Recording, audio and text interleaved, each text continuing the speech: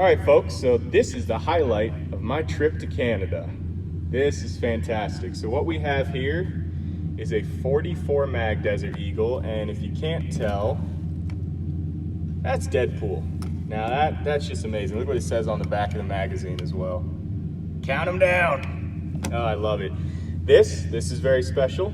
50 caliber Deagle. Obviously these two, not too hard to find in the States. I've personally never had an opportunity, so it's wonderful these fellas have it. But this, ladies and gentlemen, oh, it's just an FAL. You can buy those. DSA's making them. SA58, 950 bucks. Nuh-uh.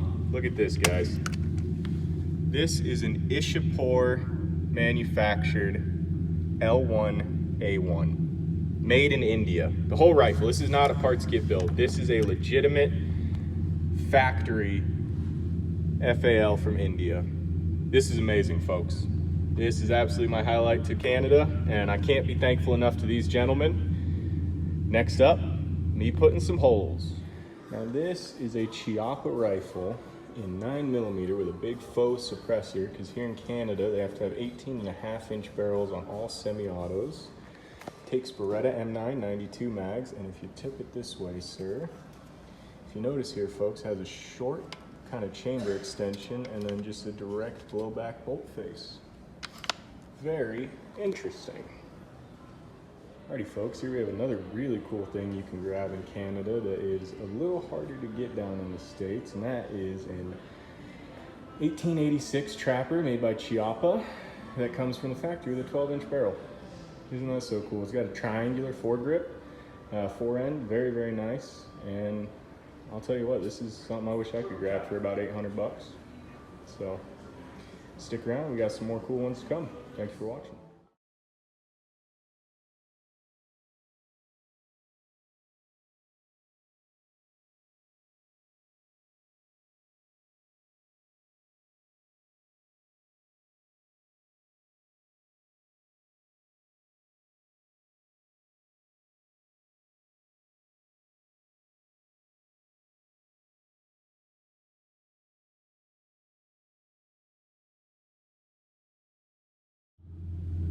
All right, folks, we have the Ishapur L1A1 pattern. Now in Canada, rifle magazines are limited to 5 rounds. So I have 2 magazines, it'll be 10 rounds.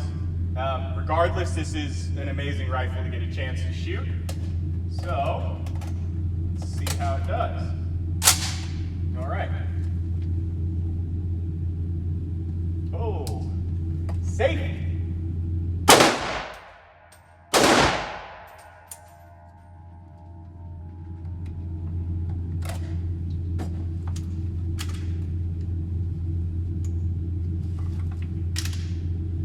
So we did have a malfunction here.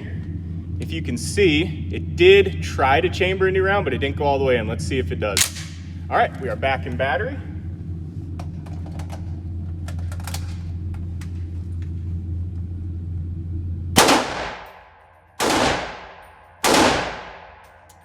Click.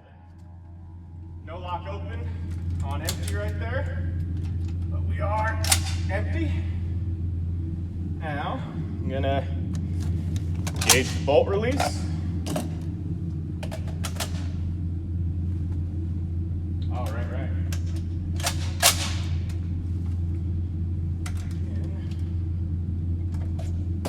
And not go fully into battery. This is definitely an old rifle. Let's see if I can. All right, we are in battery.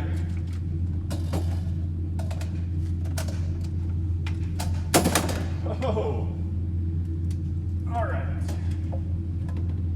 Weapon is safe.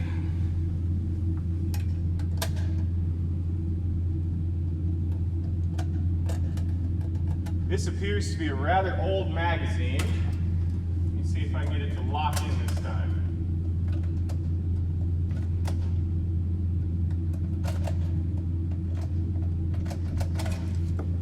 You know what? I'm going to load these rounds into that magazine that works. Sometimes you get this with old guns, guys. You know, especially in Canada, it's such a shame. I'm sure they have such a hard time getting magazines for stuff like this. It's really special to even have it at all, but we know this magazine worked. All right, magazine is fully seated.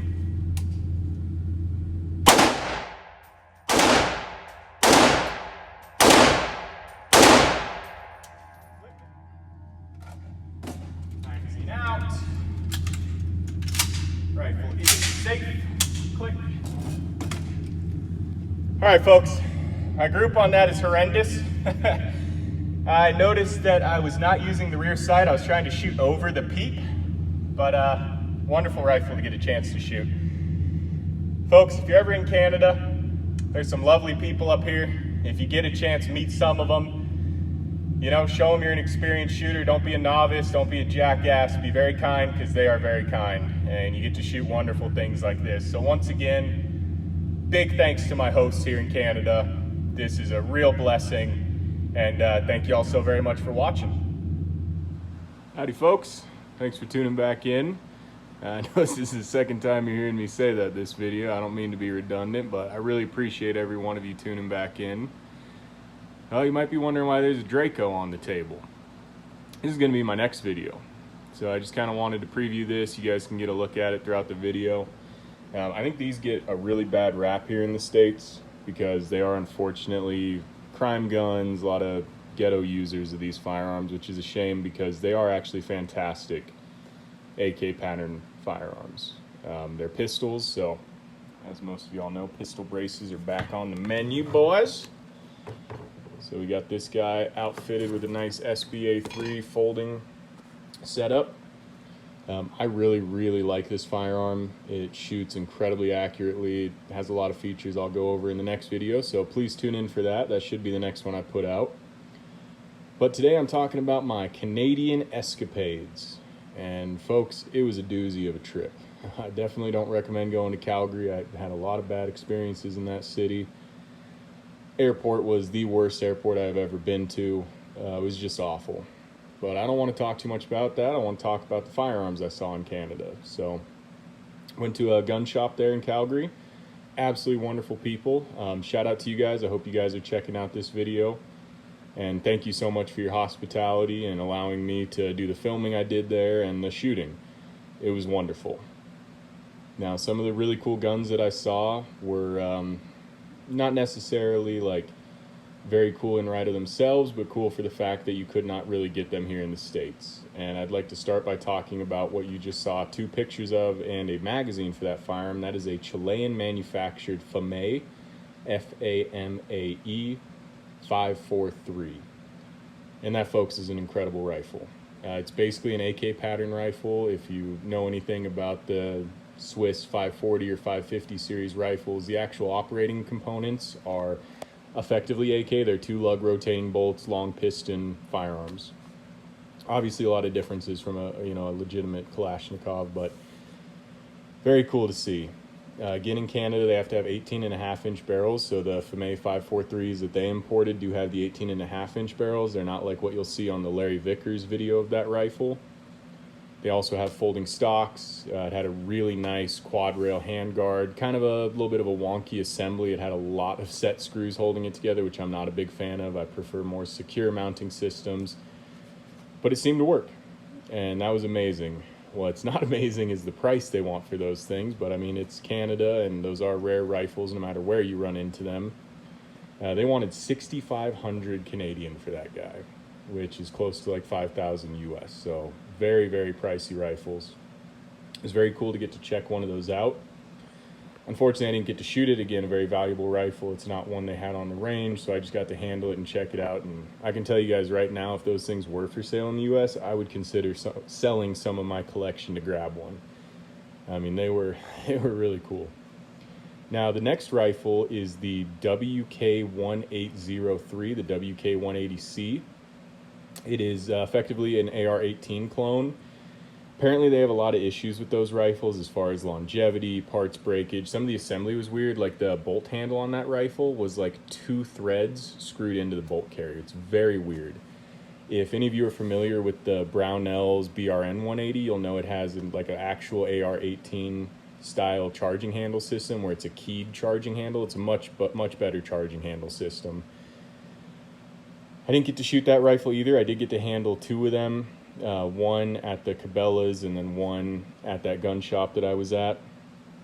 Definitely something that I don't think we should be too sad we're not getting our hands on, because it is definitely a cheaper rifle. If they were in the States at like 500 to like 750, maybe it would be a viable option, but would definitely not be a go-to, I would say. However, what I did get to shoot was really cool. That FAL was fantastic. The Deagles were really cool, which obviously you can shoot an FAL or a Deagle here in the States relatively easily. However, an actual like factory produced FAL that's not made in a US factory is very rare, especially an Ishapur FAL. It's a very rare rifle in the States, so it was very cool to get to shoot that. My experiences with gun culture in Canada was very interesting. You know, it's very much so a privilege up there. It's a shame it's not a right for them, but they do have a very strong gun culture. And one thing I would like to say to every American watching this is we have to fight every chance we get to preserve our right. We cannot allow any more firearms laws or firearms infringements in this country. We can't become anything close to what I saw in Canada. It was really sad, honestly. Like, I've known a lot of Canadians over the years. My grandfather has hunted in Canada since the 60s, and the shift that has occurred up there is really sad, especially the handgun freeze. I mean, what I saw, folks, people owned their own handguns by having them in the gun shop. They didn't actually own their own handguns. Now, that's not everyone. I did see an elderly couple, a man and a woman, come in, and they had their own 9mm and 22. I didn't see what they had. I saw some Indian immigrants come in that were very much into the firearms community. They allowed me to handle one of their P226s. They were very much so into firearms and into, you know, bearing arms and what is their right. It is a right globally. It's not just a right in the United States. We're just the only country that actually recognizes it as a civil right and as a human right. And it is absolutely your right to own firearms. Modern, effective firearms. And I hope that changes in Canada. I really hope their handgun freeze gets overturned and they start going back down the right path towards freedom. It's just a shame. You know, this right here, unobtainable in Canada. They did actually have a Valmet 5.56 rifle at their gun shop, but they were having firing pin breakages on that. So unfortunately, I didn't get to shoot it. It was not in serviceable shape. But it's cool that there are at least some AKs of some kind. But again, those are prohibited arms. They're not something your average man can get their hands on. So it's a real shame what's going on up there. And that's probably the big thing I'd like to reflect in this video, is that having seen what it's like in another country, we have to fight tooth and nail. Any chance legislation comes up, anytime you have a chance to take a stand against these Democrats trying to destroy our rights, step up, speak. Tell them that our rights will not be infringed and you will not tolerate it. And we need as many people as possible, because this right here, this is what we deserve. This is our right. This is your right as a free man or woman to own.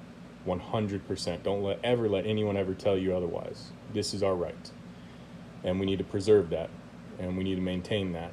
And it is our responsibility to be responsible gun owners and show people that we use these for responsible, lawful purposes. Hunting, sporting, self-defense. Which leads me into another segue. Self-defense in Canada is non-existent. I went to buy a pocket knife. I wanted to have some tool on me. Felt very weird going somewhere where I could not possess arms. So I was like, okay, I'll just buy a pocket knife, you know. And the guy at Cabela's was telling me, you know, if a cop comes up to you, don't tell him that's for self-defense. That's premeditated violence. I'm like, what the hell are you talking about? Self-defense is not premeditated violence. That's premeditated defense. That is me intending to not be a victim. And he's like, yeah, but we don't have that right here, man. You can't do that. You know, you got to tell them like you're going to work or you're using it as a box cutter or something. I mean, it's just ridiculous. It's just absolutely unbelievably ridiculous. And those are not things we deal with here in the United States. Well, I shouldn't say that, because there are some insane leftists out there that do think that way. So it's our job to not allow that to occur. It's our job to remind people that we are responsible, lawful, good human beings who just want to exercise our rights and be able to defend ourselves against any threat that comes our way. It's our intention and our duty to be responsible, peaceful, and God-fearing. And I don't like to get political. This is not a political channel. This is a firearms channel. But what I saw in Canada made me fired up. I never felt so good to be an American. The people that I met there that are firearms owners, especially the guys at the gun shop, they're just sad about what's going on up there, and they have very little recourse, you know, and we're lucky that the founders of this nation were smart enough to see that free men deserve and have the right to bear arms. And that's something we need to preserve. And I think it's something that we really need to do our best to show globally as, you know, a responsible, normal practice. So, folks, do your best to be good human beings, to be very nice and kind, and just show people that normal people own arms, just like this guy right here. And yeah, I really hope what's going on in Canada gets figured out. There are some cool guns up there, though. You know, if you're a Canadian watching this, I hope that you exercise your rights, that you get as many firearms as you can, that are as close to this as you can. I mean, I know the closest thing you can get to this right here is like an SKS. There's some other 7.62 by 39 firearms out there, but make sure you guys do it. And I really hope that everybody watching this right now just appreciates how lucky we are to live in America, you know, and to have these rights and to not have too many worries across the board. And luckily we have a great Supreme Court right now and a lot of people pushing to do good things. And God willing, Trump and Vance will become the next folks in the administration, and we'll actually be able to get some serious work going on, you know, like repealing the NFA, getting things like this to be a proper rifle, not a pistol with a pistol brace, like just silly stuff that we need to get rolled back. So bottom line, you know, it is a very interesting place in Canada. There are some very interesting firearms up there. There is a live and well gun culture that appears to be growing. It appears more younger folks are getting into it, which is great. And I hope it keeps rolling that way. And, you know, if you guys ever find yourself in Canada, go to a gun shop, be kind, be humble, demonstrate that you are knowledgeable on firearms, and, you know, hopefully they'll be good people and you'll be able to handle some cool stuff, check some cool stuff out, spend some time shooting, and just see what it's like up there. So thank you guys so much for watching. I really appreciate it. And please tune back in, because I'm going to be shooting this guy a lot. And I just picked up 1,000 rounds of some Tele ammo, and next time I go out I plan to shoot 200 to 300 rounds of that and get this guy some real footage. If you saw my short on this guy, there is some PBS1 footage in there. My buddy owns a Wolverine suppressor we put on there. Excuse me. And it's nice. This actually has close enough to concentric threads that there was no issues with that suppressor. Out of 5 AKs he had tested that suppressor on, this had the most concentric threads. So don't knock these guys. These Romanian firearms are really nice. They're well made. You know, a lot of people who don't know anything about Dracos talk about them like they're trash guns, but they're really not. The micro Draco is, don't get me wrong. I wouldn't mess around with a micro Draco. That thing's kind of useless. I do own a mini as well, but I think the full-size Draco is the way to go. It's a very nice gun. It's a good truck gun. Great for self-defense. There's a lot of good opportunities in this firearm. It could be good for hunting as well, if you know what you're doing and if you do ethical shots, you know. Make sure, basically bow hunting, get real nice and close to the animal, get within 50 yards, take ethical, clean shots, use proper hunting ammunition, and this could absolutely drop an elk. No question about that. So folks, I really appreciate each and every one of you watching. I really appreciate you guys subscribing to my channel. I have a lot of cool firearms and plans coming out. Every single one of you I've been talking to in the comments, thank you so much for your information, for commenting. It really brightens my day to see those. And I know, I'm sorry, I'm still filming by my hand. It's very amateur. I plan to get a tripod set up so the filming will look better.